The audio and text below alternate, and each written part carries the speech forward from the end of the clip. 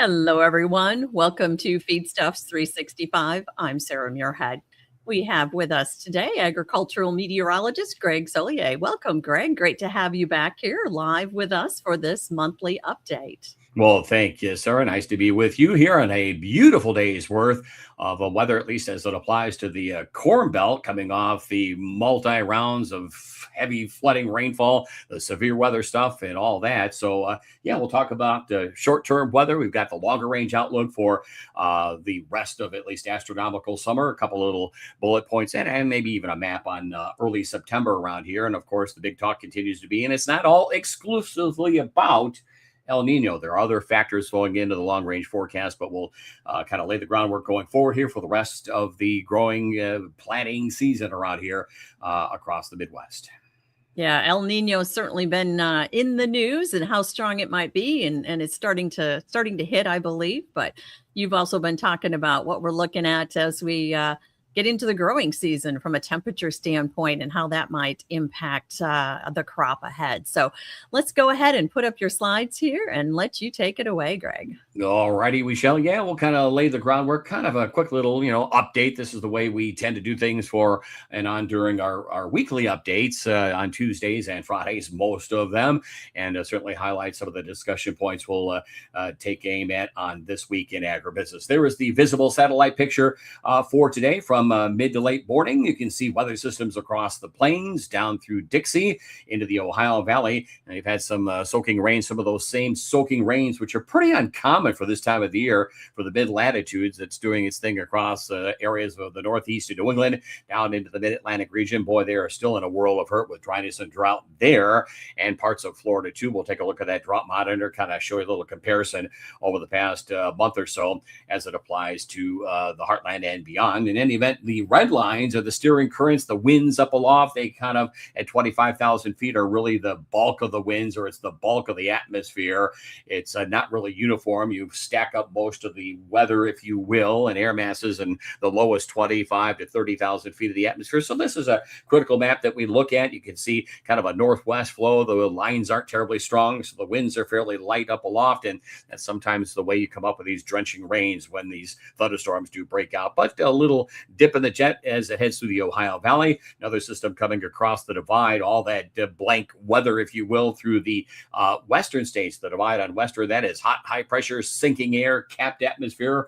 I'm sure folks have heard us talk about that before. And just too warm, too hot to make clouds, or moisture for that matter. That may be changing here going forward as we get deeper into the summertime and monsoon season. A little bit of a boundary making its way for when the surface chart here, the isobars over the eastern states. It's a north wind out of the Great Lakes on southward, so that is drier air, but we're actually putting moisture right back in because of these overtly wet grounds really centered on Missouri, central and southern Illinois, Indiana, and southwest Ohio, and points a little bit south of the Ohio River itself. And the showers, thunderstorms, and the brighter clouds out there across parts of Kansas and into Oklahoma. Speaking of which, there they are this morning. Just a couple of knots of mid-level clouds in northern and central Illinois, parts of lower Michigan, fronts off to the east, down to the south, and back to the west, a little frontal boundary as well, with that curl of cloudiness making its way through the upper Midwest, as well as the Dakotas. And if we get fancy schmancy here, put the radar on top of that, you can see the rains on the plains. Too late to matter in winter wheat.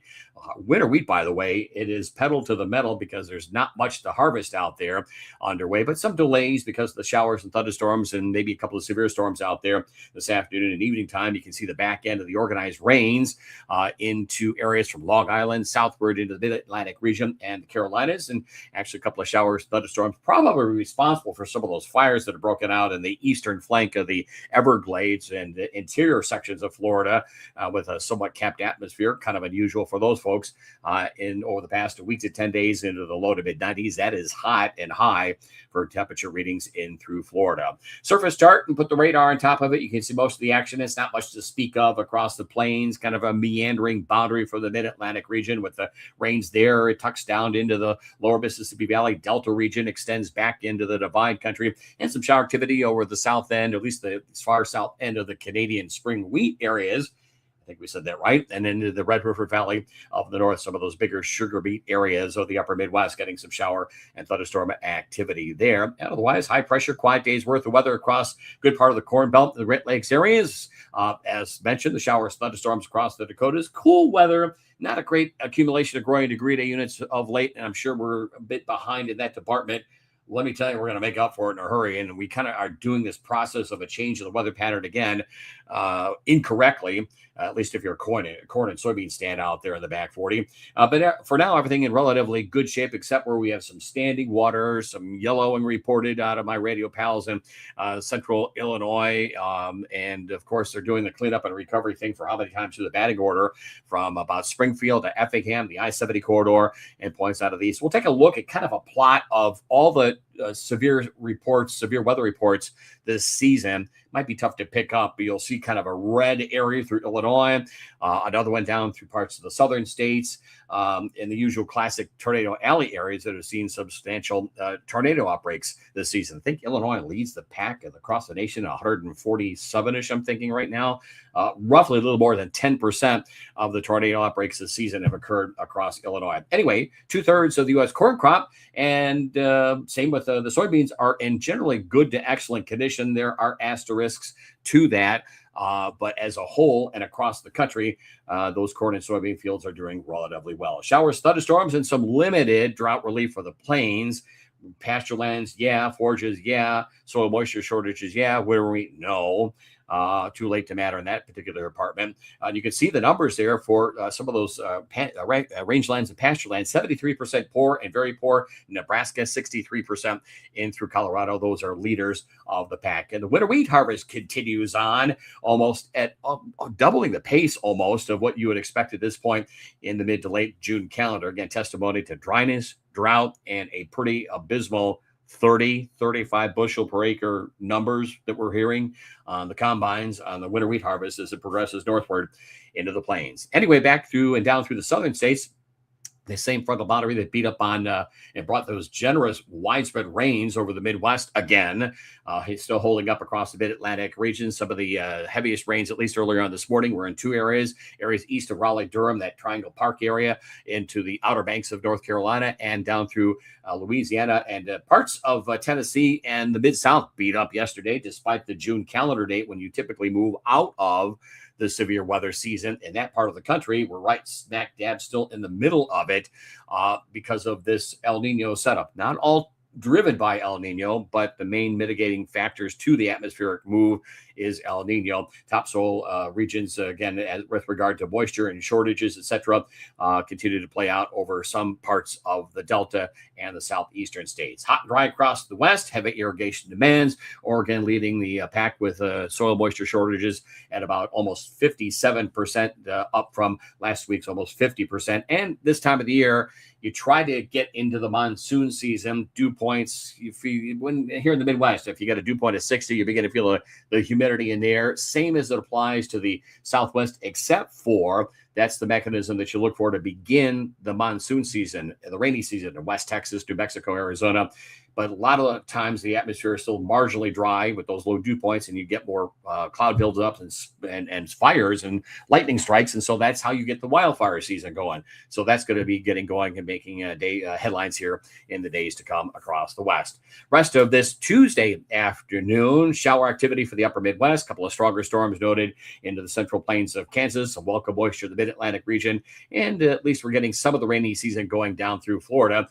Towards evening time, the severe weather remains on the plains and through Colorado this time of the year. That usually means large hail, if anything. Same with Kansas and the organized wet weather as it applies to the Midwest, moving into the upper Mississippi Valley. That'll be sliding through Wisconsin. Maybe a couple of quick shower and thunderstorm outbreaks tomorrow morning here through the Illinois-Wisconsin border area and points on northward, in a mishmash of hit and miss, hit and run shower activity for the southeastern plains, lower Mississippi Valley. So that system through the Great Lakes skedaddles off to the east. We'll pick up some rainfall and still somewhat abnormally, officially, as it accounts for the drought monitor. It's still abnormally dry, they say, in northern Illinois and southern Wisconsin, but we're making amends. Welcome rain back in the plains, pasture lands, livestock operations, forages, haying. Yeah. Everything else, no. And some severe weather tomorrow afternoon in through the high plains areas of New Mexico, West Texas, cotton. There's a nice blooming of rainfall as we move on through the middle part of the country for the day Thursday. So some hope there with some dryness and drought relief. And there it is the next 48 hours, generally speaking, an inch or two into the plains. So probably half to an inch and a half into the upper Midwest, Great Lakes areas.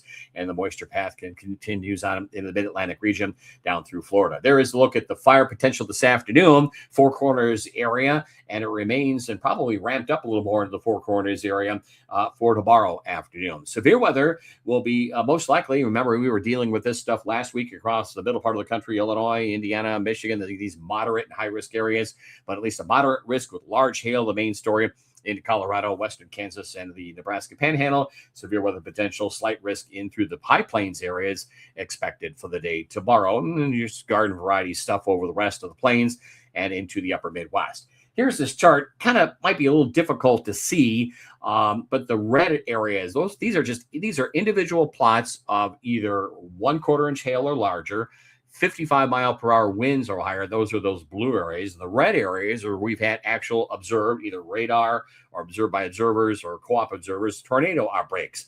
Bullseyed on Illinois, South Michigan, southern Wisconsin, a couple of areas down through Louisiana, the Gulf Coast area, surprisingly, and scattered in the usual typical tornado alley area. That's Dallas, Fort Worth, Oklahoma City, Joplin, Kansas City, zigzag back and forth, Springfield, Indianapolis, Chicago, Madison, back to Des Moines, and point south from there. So that is about 147 worth in through Illinois. Tornado reports 1,055, I think, is the number as of late last night across the country. Pretty busy severe weather season continues on, and probably will be continuing on here for the foreseeable future, but getting focused into the west. Here's the next 5 days from those upper level winds, those 25,000 foot winds, the main mechanisms that drive and steer surface weather. And you can see a pretty snappy weather system, snappy by that low into the Pacific Northwest. Don't see that this time of the year. That's kind of more or less an early to mid spring setup. And that's really the way the atmosphere has been playing out and charging, not necessarily for mid to late June, more likely late April to maybe mid-May. That's the way it's behaving. It would, again, it's an indicator, at least of a moderate and strengthening El Nino. Weak ones in summertime, you don't see anything going on. If it's a moderate to strong one, all I ever hear is what people reverb about the winter season, the fall season. No, we're getting a good feel of how summertime is going to play out around here. In any event, you can see a trough and a snappy one moving through the western states, across the plains into the upper Midwest, likely Saturday, Sunday, Monday. We're going to get some headlines out of the severe weather raking the Dakotas, Nebraska, upper Midwest, western parts of the northern parts of the Corn Belt. That H, by the way, we talk about the 588 high, sometimes the 584 high, and when it gets to be 592 and higher, these commodity guys, you could just back in the private weather forecasting days that we're going to share a story working for Earl Finkel. We did forecasting for all these commodity services of the Board of Trade, and in your synopsis, if you just put in quotes a 588 or 592 high, they knew immediately that's a heat wave. Here comes 88 to 92 on the marginally, if you've got soil moisture side, productive for corn soybean development. If you get higher, you got problems. If you got higher because of numbers, because of wet grounds or dry grounds, it's a different story. It's a whole different, you just keep ramping up the issues that'll be playing out. So basically, we're going to go from this almost early to mid-spring feel to more typical mid-summer feel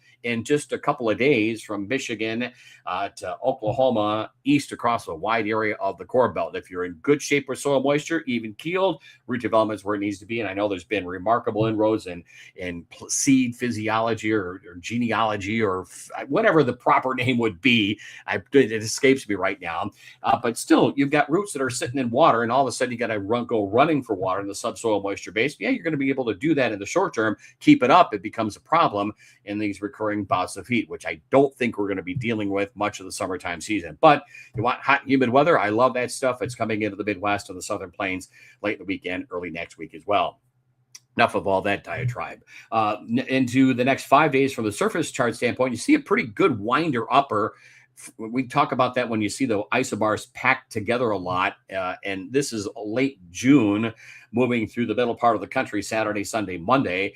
and it'll be lifting into the Canadian prairie. So there's welcome moisture there for the spring grains. Upper Midwest are going to get rocked with some severe weather. Parts of the western, northern Corn Belt back west of the Missouri as well. We may see a shower thunderstorm, but on the backside of that high, that flow is right off the Atlantic and the Gulf. And so we go from feeling like, 73 one day to 95 the next, and feeling like about 105, 110 out there.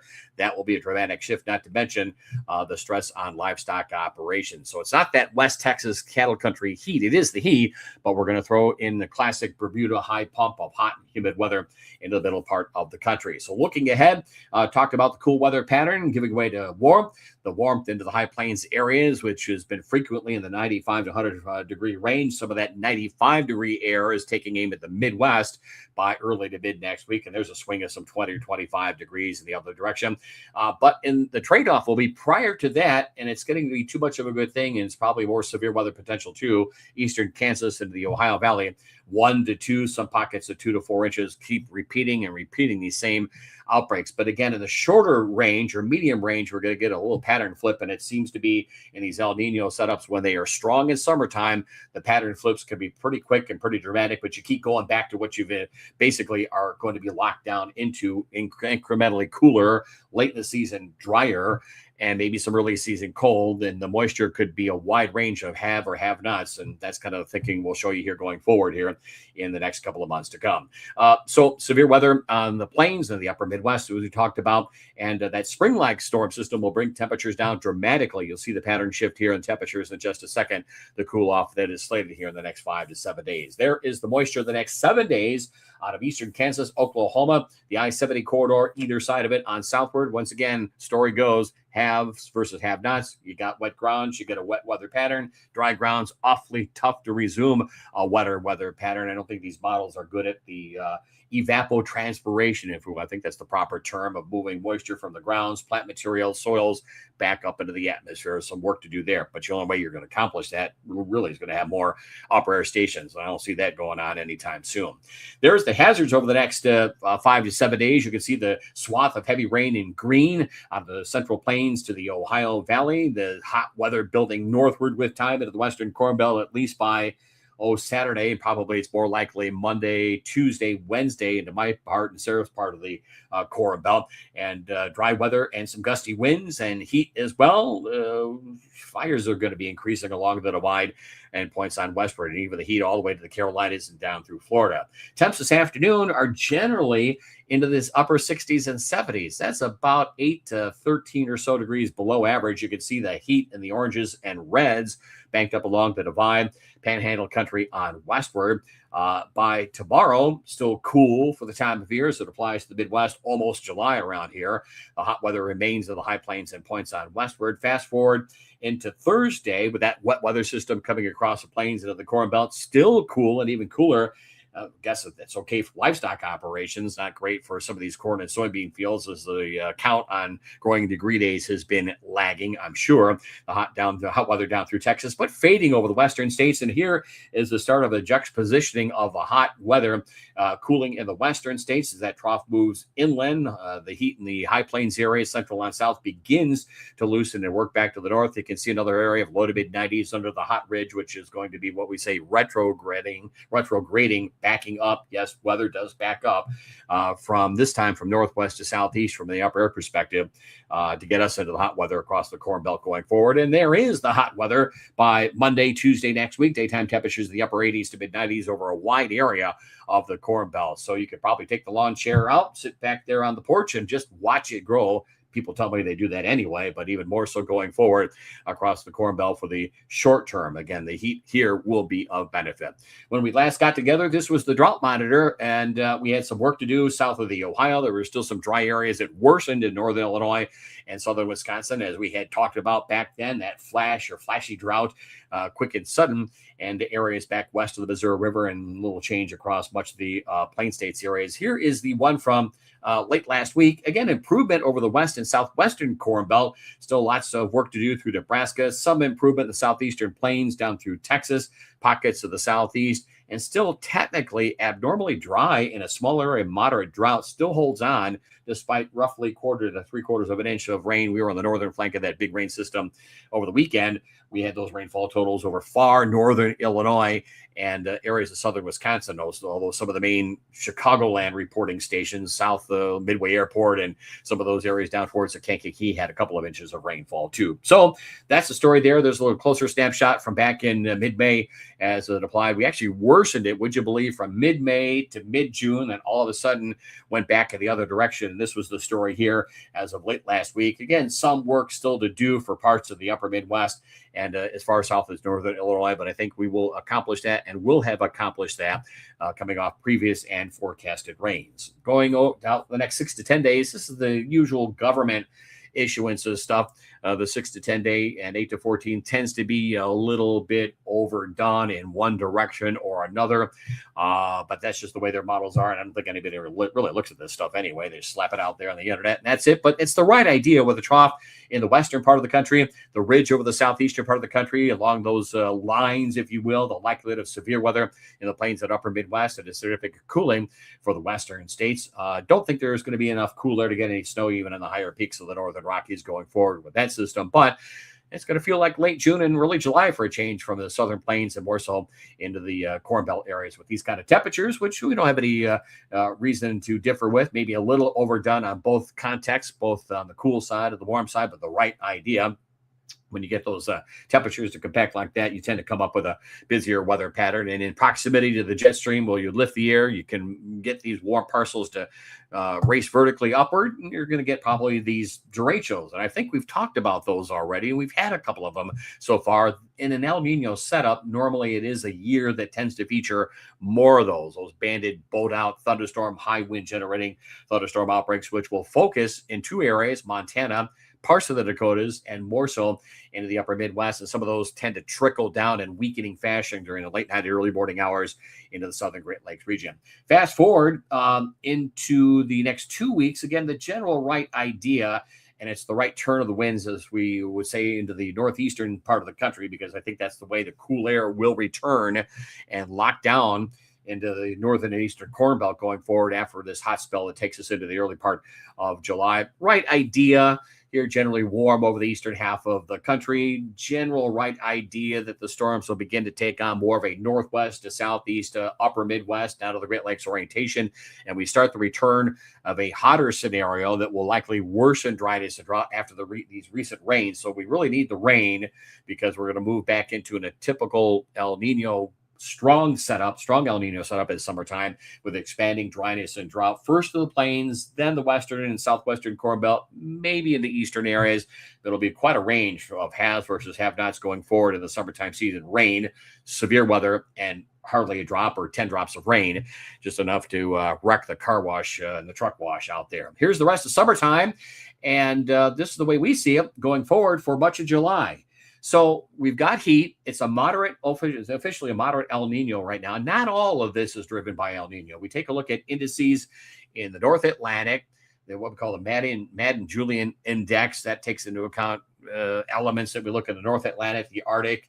We take a look at the topmost part of the atmosphere. You have the troposphere, tropopause. That's where storms, clouds stop because it warms. And then above that's the stratosphere. We keep an eye on the polar region, even this time of the year, if there's cool air or cold air on the move relative to summertime, and out across the Pacific as well, obviously with the El Nino. So a lot of stuff is checked off, favoring, but not exclusively to El Nino. And then we've got the secret sauce stuff that we do around here, having worked for Earl Finkel for 10, 15 years and kind of develops in-house stuff around here. So we kind of think it works. But we're going to see these wide variances of temperatures. One day, hot, humid, miserable. The next day, oh, that's a nice breeze, comfortable. But I think with time, it's the cool air that will ultimately build and will make some amends with crop growth and development. And I think it's one of these years you're going to have quite the range of issues going forward. And I think we've already got stuff not only in livestock with various issues going on there, but probably with rust and there's other things I'm hearing about in corn and soybean fields because it's been too wet, too damp, not enough drying, not enough growing degree day action, et cetera, so forth and so on. So generally speaking, all over some days 5 or 10 below average, some days 5 or 10 above average in that corridor from Montana into the Ohio Valley. The cold air source is still there. We think we're going to be a little more bullish than we were letting on in our last get together on organized rains, but they come at a price. They're kind of derecho driven. They're all or nothing. They're of the severe weather category that will extend itself into the month of July. And another area really to keep an eye out for, the southwestern and western Gulf systems that will run through Mexico, hit the Pacific. Yes, they work that way, and then redevelop into some sense of a tropical hybrid monsoon setup over the southwestern reaches of the country, and typically in an El Nino setup. The Pacific is far more active in any event with tropical systems in mind. Much of August, we think it's a cooler August. A cooler one where you're going to start scratching your head. I need some crop growth. I need growing degree days. And this will apply to many northern and eastern Corn Belt areas as the heat retrogrades west. Yes, again, upper air features move east to west and they build back westward at times. And this particular setup is the jet stream frequently dips southward. It'll push the hot ridge to the west. And we think 2 areas of below under the clouds of rain down through the Rio Grande, parts of the desert southwest. And increasingly so through much of August, not entirely, these cool, refreshing, dare I say, early autumn feels that people are, I'm sure, going to run around and start saying. So that's the story there. And the moisture is here. Kind of all of a sudden when the spigot is on and we turn the spigot off in some areas, and we've talked about this maybe back into the early spring on our little get-togethers here, the updates, where you'll find a corridor that will have had a perfect setup, right timely rain, right heat, but it'll be small in stature. Others are going to be dealing with not enough late season rain. Others may be still storm damaged, related, green snap, lodging, blowdown, and a busier than usual August weather pattern for the Great Lakes areas down through Florida as well. And maybe the tropics get a little more active in the warm, shallow waters. And let me tell you, they are warm down there, almost like bath water. Off the Keys and into the Gulf of Mexico and points westward. Remember that is shallow water, heats up quickly. And if you can get away from the shearing, the strength of winds up aloft, where you tend to chop off, if you will, put it in that terms, thunderstorm tops, you can't get a circulation going.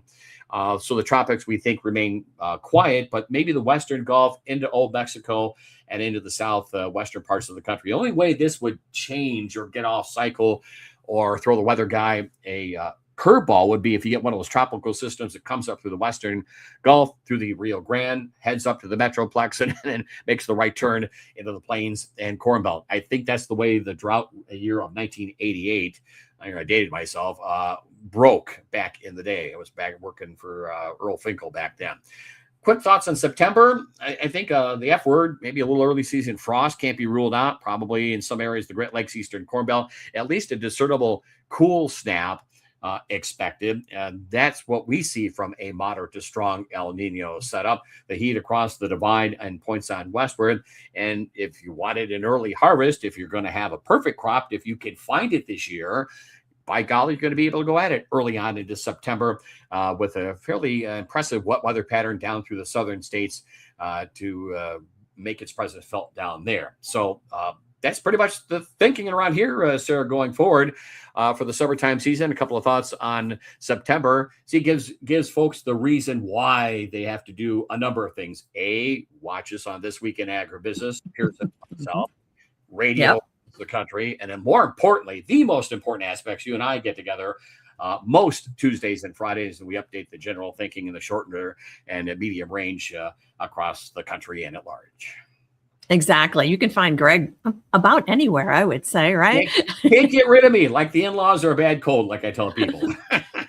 Well, it's nice to see that the corn and soy is doing pretty well. 2/3 of it is in good to excellent shape, so that's nice. And now we just gotta get it through to the finish there. Yeah, that's the conundrum I hear, and a lot of those corn and soybean fields in Illinois and Indiana and Ohio. I think people finally woke up one morning, the market guys and all that. Oh, there's been a lot of rain out there, and things have been kind of muddied and puddled up. But it is what it is, and I think at some point later this year, as folks are going to start clamoring, where is the rain? And if we keep this El Nino going, by the way, it should boast a pretty favorable fall harvest season on whatever we're going to do out there, and a mild or very mild start to early winter. That is the more traditional, typical, classic textbook moderate to strong El Nino. It's more of an influence, not all the time, more of an influence as we get deeper on into the cold season.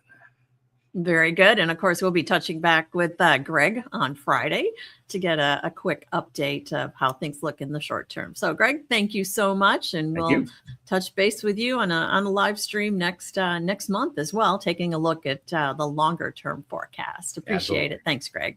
Thank you. We appreciate all you tuning in as well. You can watch Feedstuffs 365 broadcasts through feedstuffs.com.